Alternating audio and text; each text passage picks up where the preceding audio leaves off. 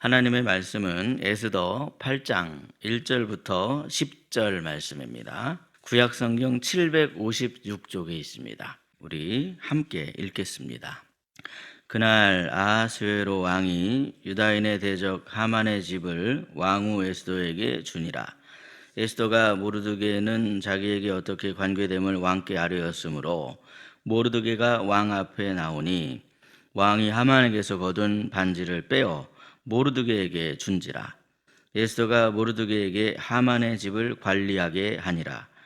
에스더가 다시 왕 앞에서 말씀하며 왕의 발 아래 엎드려 아각 사람 하만이 유다인을 해하려 한 악한 꾀를 제거하기를 울며 구하니 왕이 에스더를 향하여 금규를 내미는지라.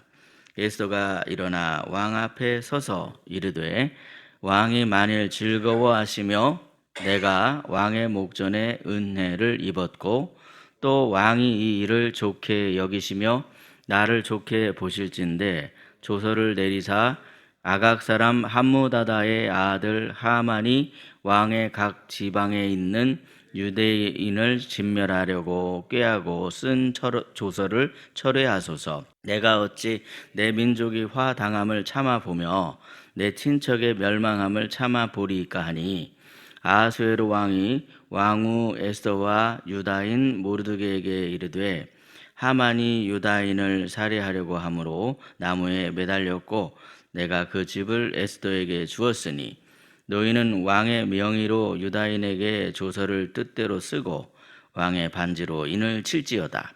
왕의 이름을 쓰고 왕의 반지로 인친 조서는 누구든지 철회할 수 없음이니라 하니라. 그때 시완월 곧 3월 23일에 왕의 서기관이 소집되고 모르드게가 시키는 대로 조서를 써서 인도로부터 구스까지의 127지방 유다인과 대신과 지방관과 관원에게 전할세 각 지방의 문자와 각 민족의 언어와 유다인의 문자와 언어로 쓰되 아하수에로 왕의 명의로 쓰고 왕의 반지로 인을 치고 그 조서를 역졸들에게 붙여 전하게 하니 그들은 왕궁에서 길러서 왕의 일에 쓰는 준말을 타는 자들이라. 아멘. 오늘도 에스더의 말씀으로 하루의 삶을 열어가시는 저와 여러분의 삶에 하나님의 은총이 가득하시기를 예수님의 이름으로 축복합니다. 세상은 우리가 하나님을 잊어버리기를 바라지만 하나님께서는 우리가 누가 진짜 왕이며 누가 진짜 주인인가를 잊지 않기를 바라십니다. 세상은 끊임없이 권세를 잡아야 살아남는다라고 말하고 힘 있는 자에게 붙어야 살 수 있다라고 말하며 또한 높은 자리에 올라가야만이 안전해질 수 있다 그렇게 이야기를 하죠. 그런데 성경은 전혀 다른 방향을 보여주고 있습니다.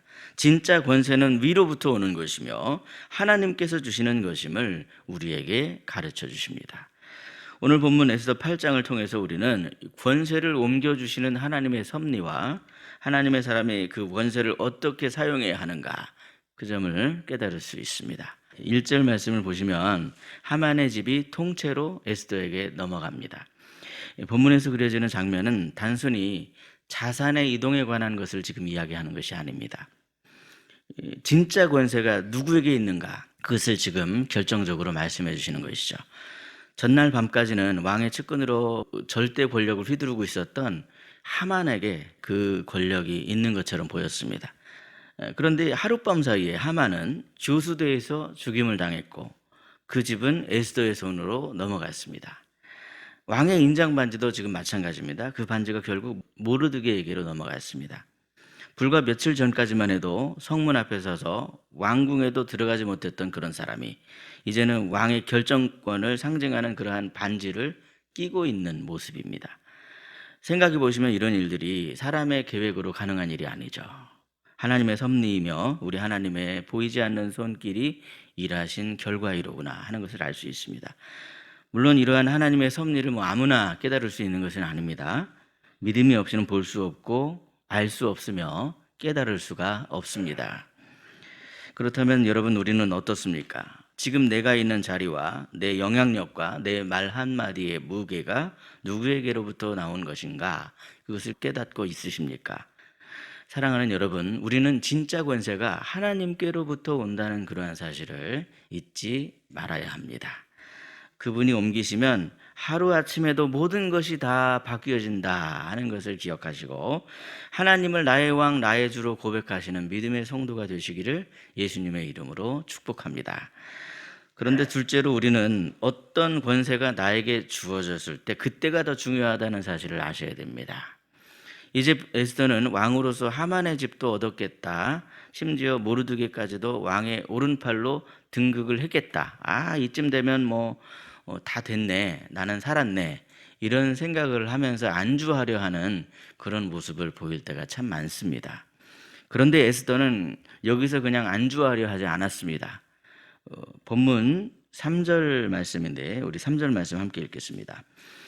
3절입니다. 시작. 에스더가 다시 왕 앞에서 말씀하며 왕의 발 아래에 엎드려 아각 사람 하만이 유대인을 해하려 한 악한 꾀를 제거하기를 울며 구하니. 아멘. 에스더가 왕 앞에 울며 엎드려 구한 이유가 무엇입니까? 비록 자신은 살았지만 자기 백성은 여전히 죽음의 조서 아래에 놓여 있었기 때문이었습니다. 하나님의 사람인 우리는 이러한 에스더의 모습을 배워야만 하겠습니다. 그러니까 하나님의 사람들은 자기가 살았다고 해서 끝난 것이 아니라는 겁니다. 내가 구원받았다고 끝난 것이 아닙니다. 하만은 죽었지만 그가 남긴 조서는 여전히 살아 있습니다.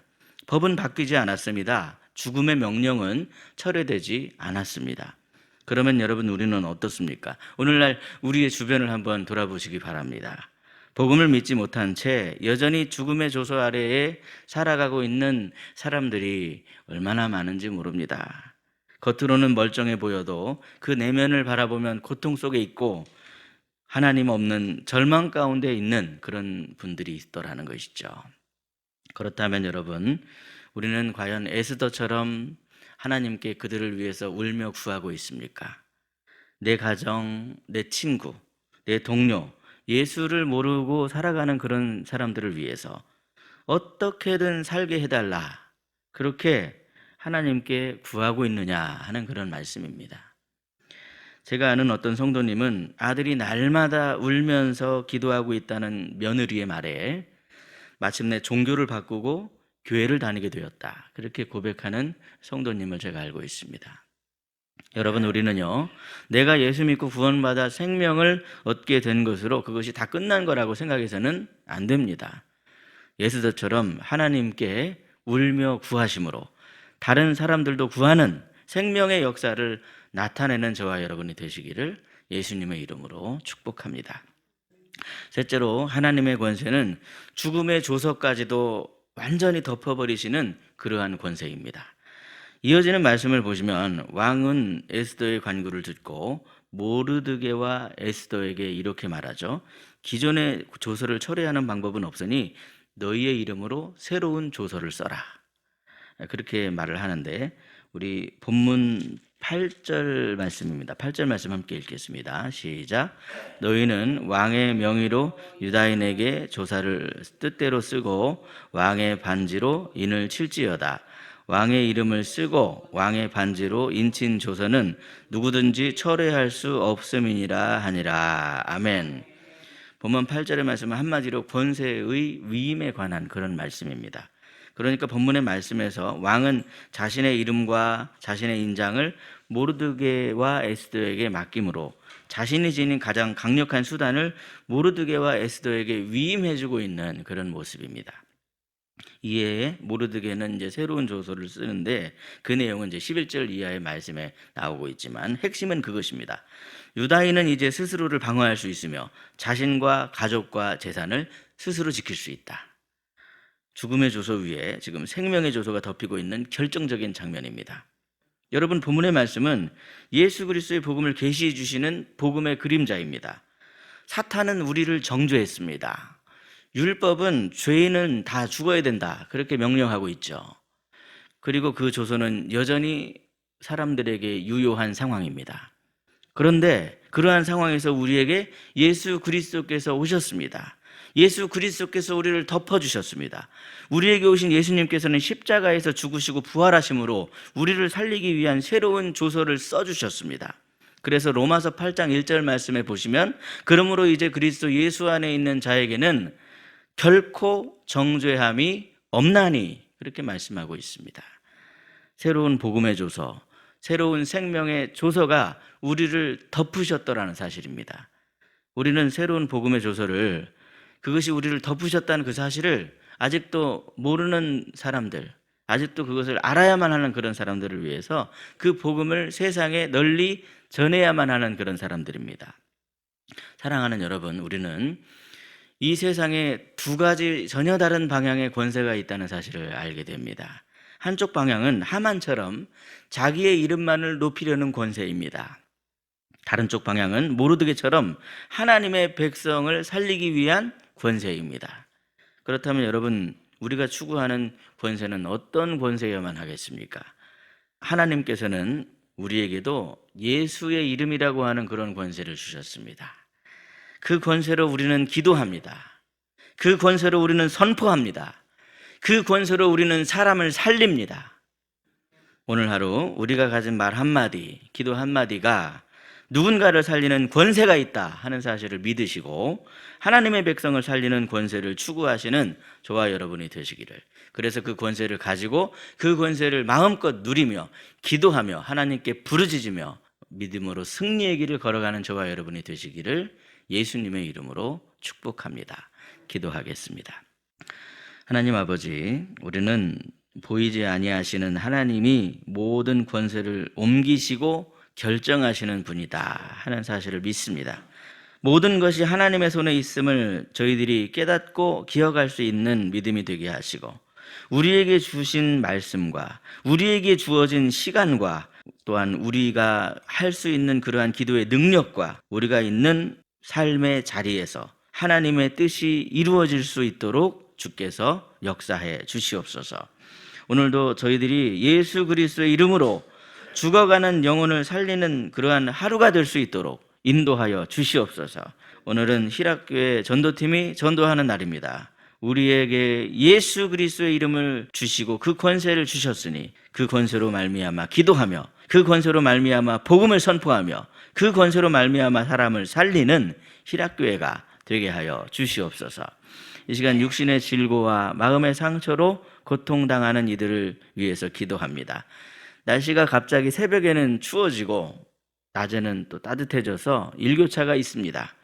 감기로 인해서 힘들어하는 우리 성도들이 있습니다. 주님, 이 시간 육신의 질고와 마음의 상처로 고통당하는 그러한 성도들이 있습니다. 주님, 저들을 위해서 기도하오니 사랑의 하나님, 몸과 마음이 연약한 주의 자녀들을 주께서 불쌍히 여겨 주시옵소서. 주님의 못자국난 손길로 어루만져 주시고 온전히 회복되는 은혜가 있게 하여 주시옵소서. 사랑의 주님, 오늘도 겸손한 마음으로 주님 십자가 앞에 엎드려 저희들이 간구하며 기도합니다. 예수 그리스도의 권세가 저희들을 덮고 계심을 믿습니다. 저희들이 주님 우리의 기도를 들으시고 응답하여 주시며 예수님의 이름으로 기도하라 그렇게 말씀하신 그 약속의 말씀을 붙잡고 기도하는 저희들에게 주님이 친히 붙들어 주시고 인도하여 주시며 그 길을 걸어갈 수 있는 참된 복을 걸어가는 저희들이 될 수 있도록 인도하여 주시옵소서. 하나님의 자녀된 그러한 권세로 세상을 이기며 승리하며 살아가는 저희들이 되게 하여 주시옵소서. 오늘 하루의 삶을 주님께 올려드리오며 우리와 항상 함께하여 주시는 우리 구주 예수 그리스도의 이름으로 기도하옵나이다. 아멘.